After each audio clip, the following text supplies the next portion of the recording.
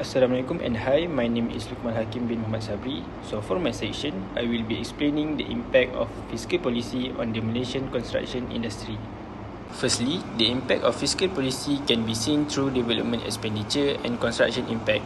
Government development expenditure creates public construction projects, increase the number of tenders and speed up ongoing works. With higher allocation, the sector becomes more active and this helps support employment and stabilize overall construction activity.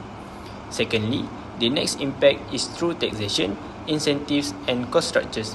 When SST is expanded or tax rates increase, operating and projects costs also rise. This reduces contractors' profit margins and many companies have to increase their tender prices to cover tax and fiscal policy also affects the industry through housing incentives and residential construction. Government incentives make affordable housing projects more financially viable. This increases demand for residential construction and encourages developers to continue building for the low and middle income market. And lastly, the fourth impact is training, digitalization and industry modernization.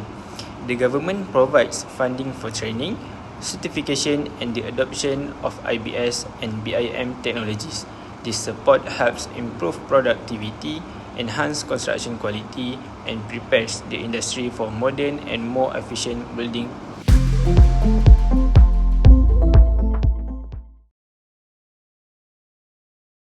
Assalamualaikum. Today I will explain about two specific examples for fiscal policy and the budget allocation for infrastructure.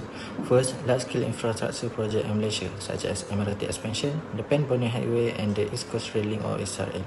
Malaysia fiscal policy focus on this project because they help stimulate economic growth and improve national connectivity.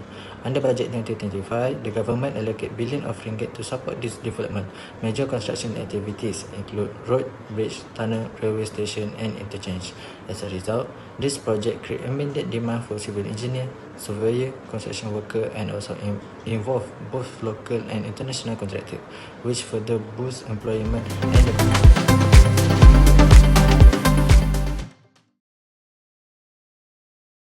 Other than that, I also will explain about specific examples for fiscal policy and the incentive for housing project. First, Prima or Perumahan Rakyat Satu Malaysia, which is a government initiative to provide affordable housing for low-income families. To support this, the government offers financial assistance to developers, which help reduce development costs and allow houses to be sold at lower prices for buyers. Prima project include both high-rise apartment and landed housing, depending on location and demand. In terms of economic benefit, Prima create continuous demand for construction service, generate job opportunities for engineer, contractor and supplier, and support the growth of related industries such as furniture and interior design. Overall, Prima also contribute to urban regeneration and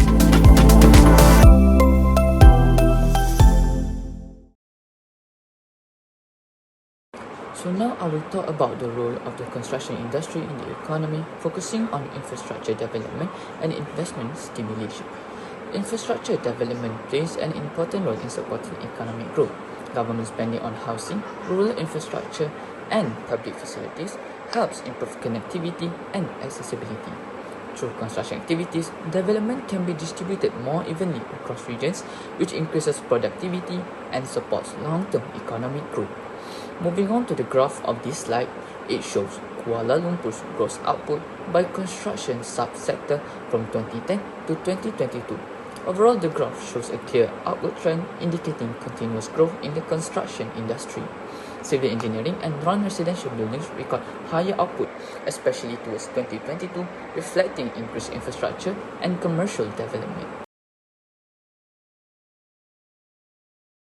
The construction sector is key to economic stabilization. Firstly, government construction spending is our engine. It immediately attracts private and public investment. Secondly, in economic slowdowns, this project acts as a vital anchor, helping to stabilize the investment. And finally, our commitment to this sector ensures long-term economic growth. We just need to maintain those fiscal incentives to keep the private sector driving forward. For example criteria, I will pass it to Haziq for further approach on the contribution of construction industry. Thank you, Hilmi. So now I will explain this slide about how the construction sector contributes GDP. Firstly, construction contribute directly to GDP because output from building work, civil engineering and specialized construction activity is recorded in Malaysia National Account. Secondly, government infrastructure spending on housing, road, railways and transport system increase construction activity and help boost overall economic growth. Thirdly, construction has a strong multiplier effect. It stimulates related industries such as cement, steel, logistics and professional service, spreading economic growth across many sectors. Finally, construction support long-term economic growth by improving infrastructure connectivity, productivity and business efficiency, which help. Now for the second slide, I will explain how the construction sector contribute to employment creation in Malaysia. Firstly, the construction sector is a major source of employment as it employs a large share of the Malaysian workforce. It provides jobs for people with different skill level, which help reduce unemployment and support household income. Secondly, the sector offers a wide range of job opportunities. This include engineer, quantity surveyor, skilled tradespeople, machine operator and general labour. These jobs are available in both urban and rural areas, making employment more inclusive